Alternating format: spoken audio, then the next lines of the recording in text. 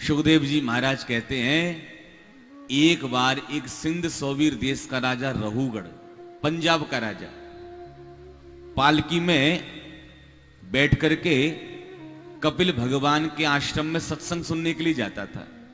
संयोग की बात, 4 कहार में से एक बीमार पड़ गया।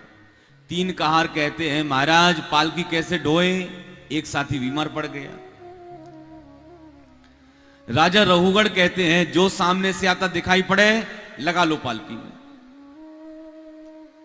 अब और तो कोई दिखाई नहीं पड़ा, सामने से आते जड़ भरत जी महाराज ही दिखाई पड़ गए।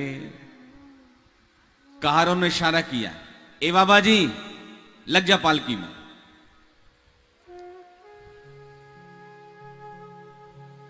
अब तो जड़ भरत जी महाराज पालकी में लग गए।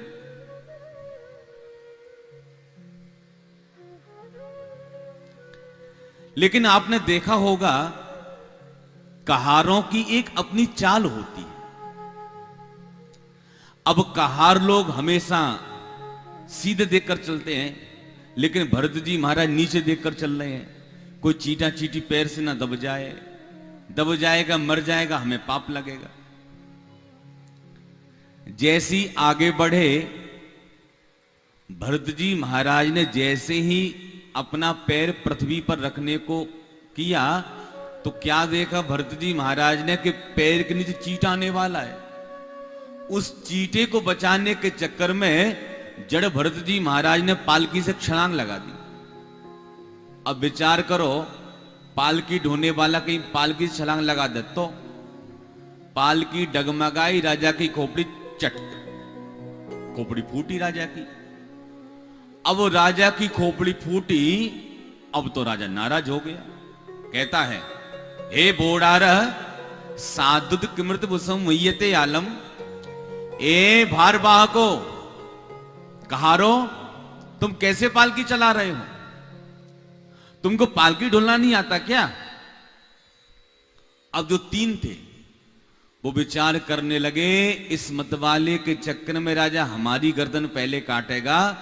तो तीनों कहते हैं, नाना महाराज अयमु अधुनैप नियुक्तोपि नद्रुतम ब्रजति।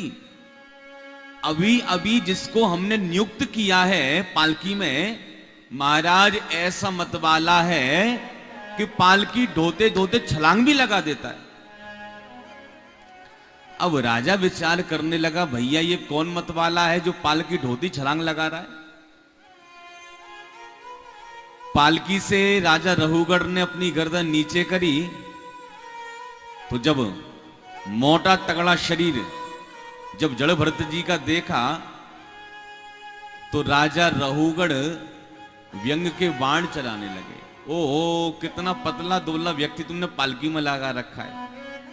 बेचारा पालकी का भार नहीं ढो पा रहा है। अहो श्रांतोषी, इसको बड़ा कष्ट हो रहा है। लेकिन जड़ भरत जी महाराज सब समझ रहे राजा कहां से बोल रहा है। पुनः कोई चीटा आया। जब जड़ भरत जी महाराज ने पुनः छलांग लगाई, अब तो रहूगढ़ का क्रोध आपे से बाहर हो गया। रहूगढ़ कहता है, प्रमत्तस्य करोमि चिकित्साम दंड पाणी रेव। मतवाले, मुझे पता है तू नाटक कर रहा है। राजा की पालकी का भार ना ढोना पड़े, तू नाटक कर रहा है। मैंने तेरे जैसे अच्छे अच्छों को ठीक किया है। जब मैं दंड देता हूं, यमराज भी कांप जाते हैं, और तू नाटक कर रहा है। जड़ भरत जी महाराज का जो रहूगढ़ ने अपमान किया, जड़ भरत जी महाराज कहते हैं, त्वयोदितम व्यक्तम विप्रलब्धम भर्तुस्यमेषाद्यदि वीर भार। राजन, तुम किसको दंड देने की बात करते हो? ना मैं पतला हूं, ना मोटा हूं, न ठिगना हूं, न लंबा हूं। मैं तो आत्मा हूं। कष्ट होता है शरीर को, कष्ट होता है इंद्रियों को, लेकिन मुझ आत्मा को कष्ट होने वाला नहीं है। मैं तो आत्मा हूं। राजन, तुम किसको दंड देने की बात कर रहे हो? मैं तो आत्मा हूं।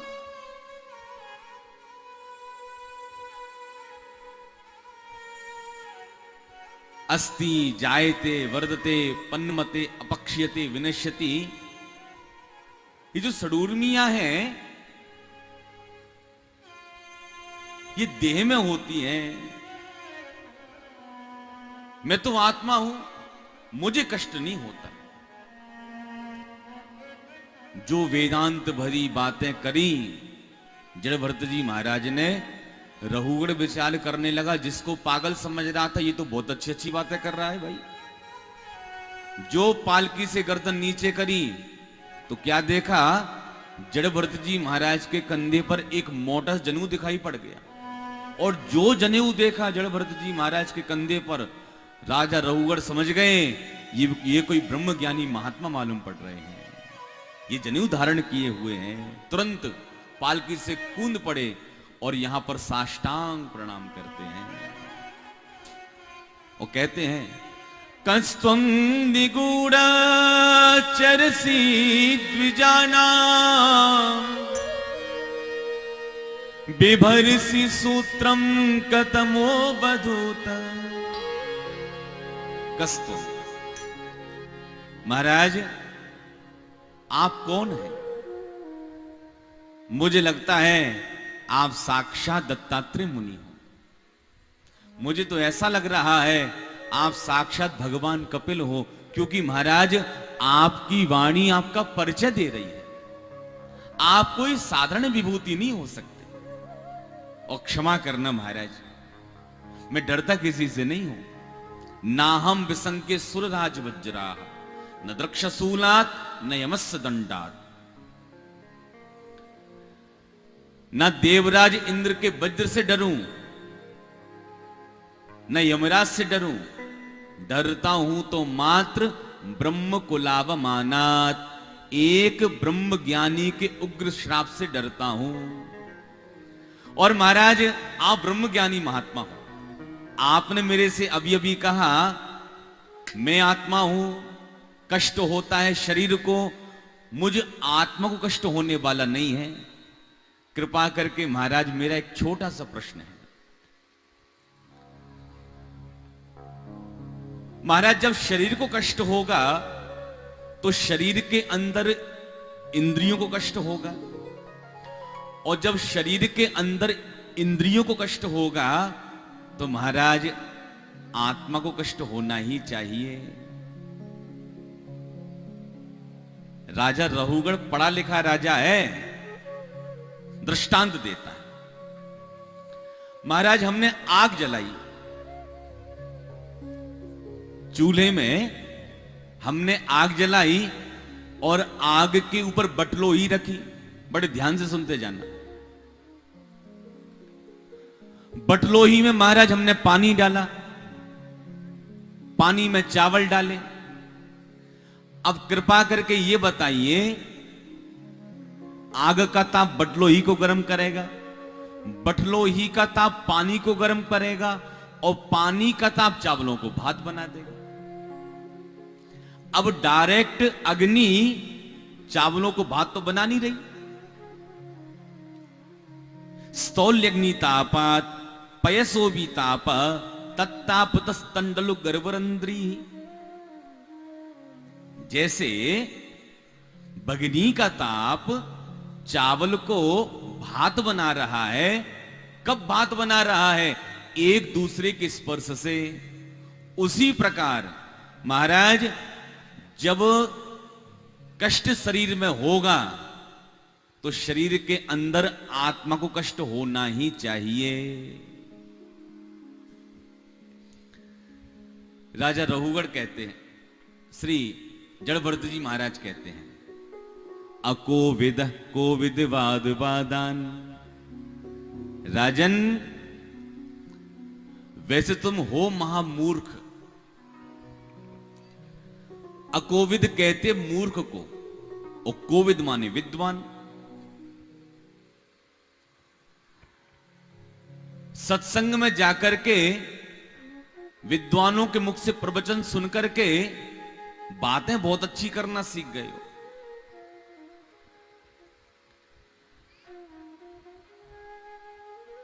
रहुगढ़ कहता है महाराज कुछ भी कहिए, लेकिन मैंने अपने प्रश्न में आपको बांध दिया है, पहले कृपा करके मेरे प्रश्न का उत्तर दीजिए।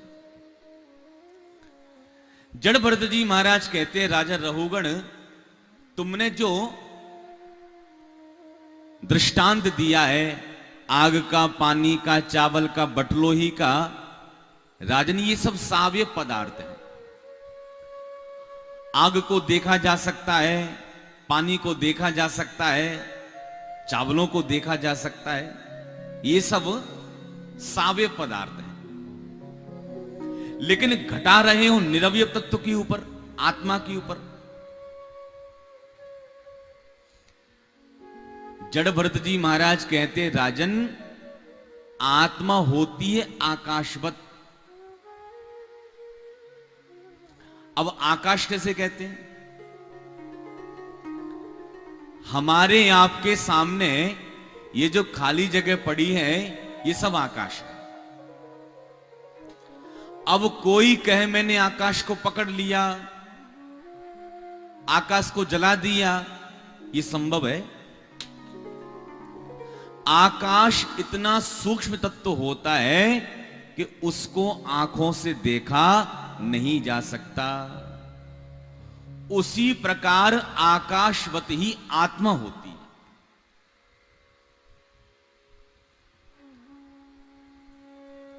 आपने कई लोगों को मरते हुए भी देखा होगा।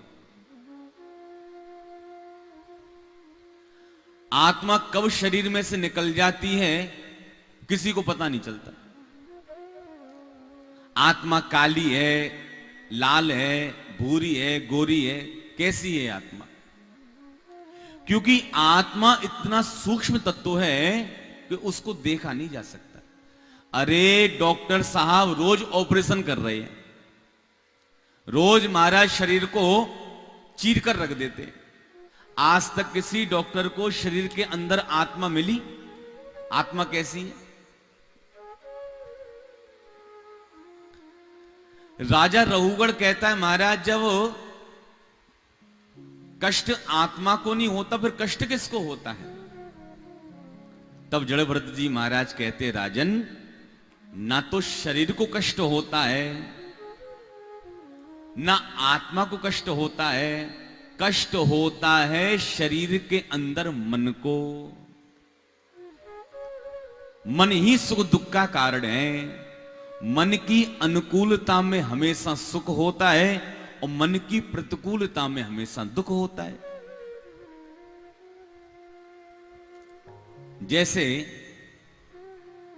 गुरुजी हमारे घर में 1 हफ्ते तक रहे और खूब हमने दौड़ भाग करके गुरुजी की सेवा करी, थकान का मालूम ही नहीं पड़ा।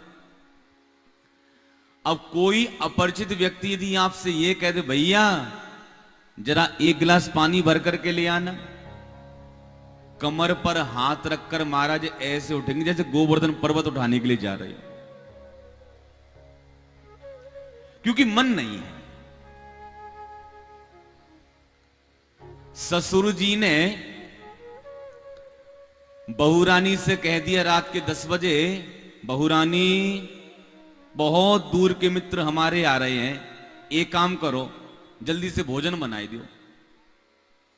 अब विचार करो बहुरानी मना तो नहीं करेगी, लेकिन महाराज रसोई घर में जाकर बर्तन जरूर पटकेगी।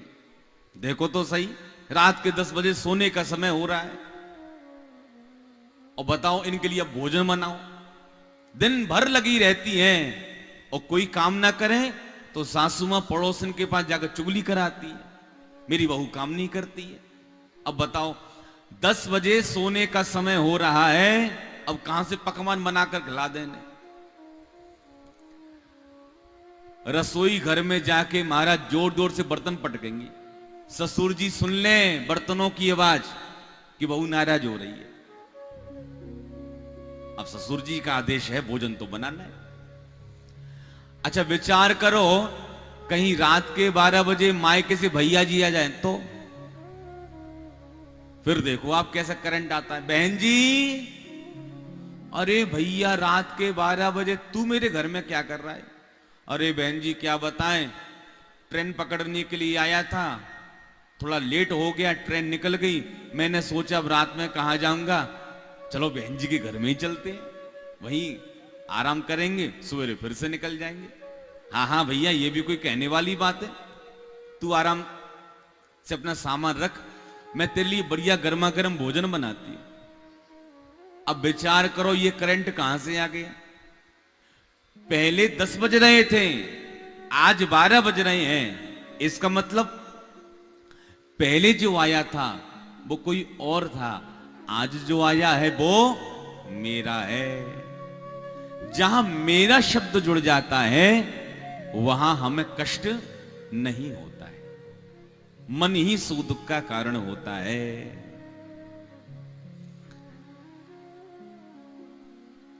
श्री जड़भरत जी महाराज कहते हैं, राजा रहुगण बिना महत पाद रजोभिषेकम, जब तक